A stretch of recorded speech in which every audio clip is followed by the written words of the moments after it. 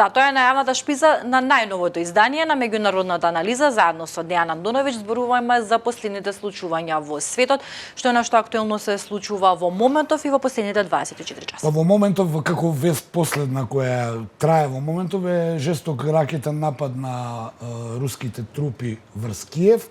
Што е ново? Ново е дека продолжува војната во Украина и дека за овие навестување на некои мировни напори каде што се очекува секој миг Трамп да го постигне своето ветување да запре војната во Украина и оние некои контакти кои ги споменувавме изминативе денови дека ги имал со Путин, за сега барем на теренот не вредуваат со плод. Зошто? Бидејќи војната не само што продолжува, не само што во Донецкиот дел Русија напредува копнено, што и него известуваме изминатиот период, бидејќи е заморно да објаснуваме кои градови што се освоени.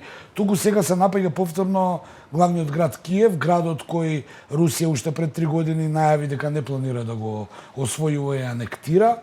Стрелањето врз еден главен град, врз еден голем град, во секој случај врз сакал да признае некои или не и врз цивилни цели. Таму има некои еден или двајца загинати и овие светски агенции и тикери веќе не ги бројат тие повредени жртви, бидејќи се губи смислата на цела оваа приказна која трае 3 години.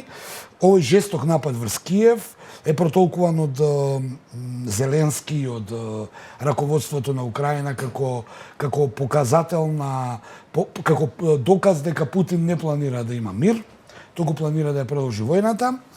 И Русија од друга страна се уште ги чека, како што е најавено, дали ќе се излезе во пресрет на барањата на Москва, на тие црвени максималистички линии, за да запре војната во Украина.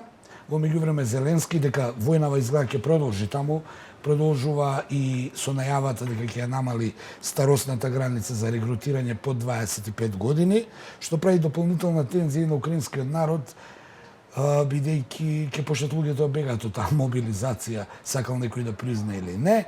Овој предлог Зеленски го најавува на овој светски самит кој се случува во моментов каде што треба да се координира со своите западни сојузници, како што вели.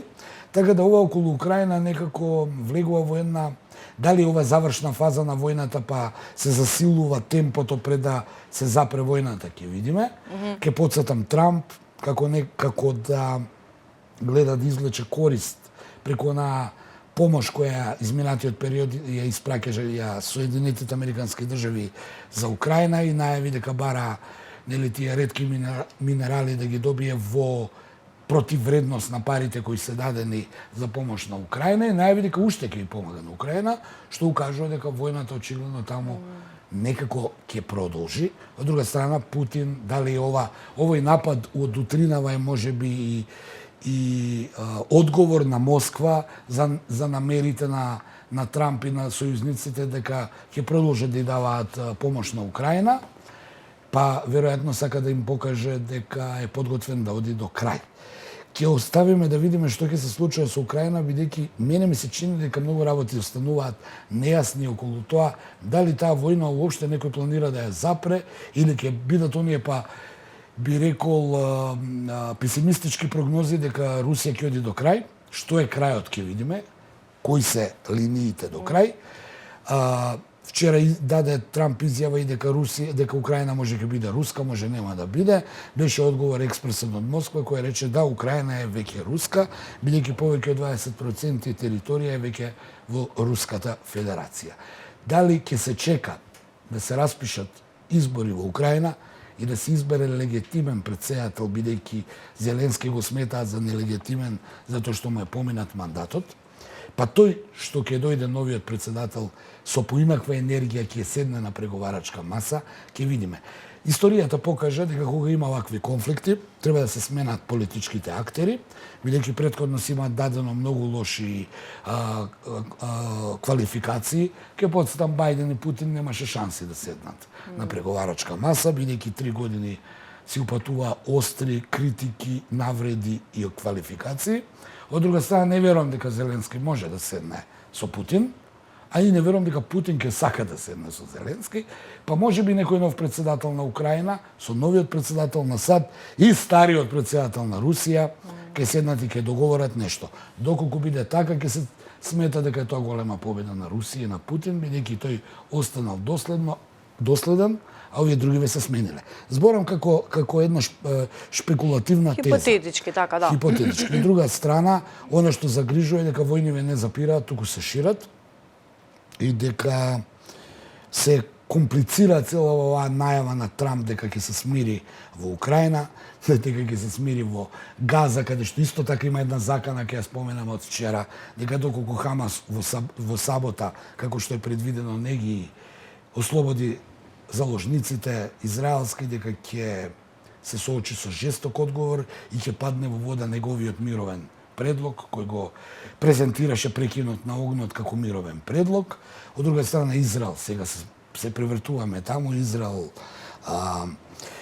се подготвува за тоа преселување на палестинците и одење до крај, како што Путин очигледно ќе иде до крај во Украина, очигледно и Израел ќе оди до крај, за да ја реализира најавата на Трамп дека тоа таму ќе биде блискоисточна ривиера. Може би се овие два плана компатибилни, па е договорено ај Путин нека прави што сака, ама Нетањаху па ваму доле нека прави што сака, ќе видиме.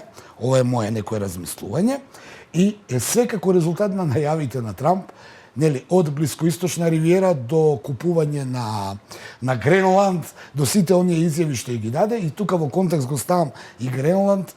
Вчера имаше петиција на данците. Данците подпишуваат согласност Данска да ја откупи Калифорнија. Калифорнија, сојузната држава на САД, и незиниот гувернер или гувернерка, не го знам името, најави дека 2028 година ќе имаат референдум Калифорнија да се отцепи од Соединетите Американски држави. Данците во свој стил, како аналогно на она дека Трамп ќе го купува Гренланд, сега бараат да се купи Калифорнија и имаат и еден слоган да ја вратиме Калифорнија, да ја вратиме Данска повторно голема и да ја вратиме Калифорнија повторно голема. Данците сакаат сега да ја купат Вака, Калифорнија. кога се гледа, делува секако несериозно. Па многу несериозно, но реално. Реално. Имено данците очигледно се прилично настојчиви да му вратат на Трамп за тој негов обид и најава Гренланд да биде американски, па тие велат, добра, ајде, еве ви го Гренланд, дајте ни нас Калифорнија и тука сме чисти. Се смеам бидејќи некако авторитетите светски почнуваат да се банализираат, а кога нешто се банализира, тогаш тоа значи еден дефокус на сериозните случувања во светот. Секојдневно губиме, секојдневно има голем број на жртви, секојдневно гинат луѓе, обичните луѓе се жртви на некои крупни политики, на разноразни бизниси, пресметки геостратешки влијанија, се со цел некој да направи светска доминација, а тоа ги чини луѓето многу животи. Така е, благодарам многу Андоновиќ што беше јутринава заедно со нас. Имавте можност и прилика да слушнете неколку минути за оние последни актуелни светски случувања. Она што следува на Слободен печат е каде во слободно време, бидете тука.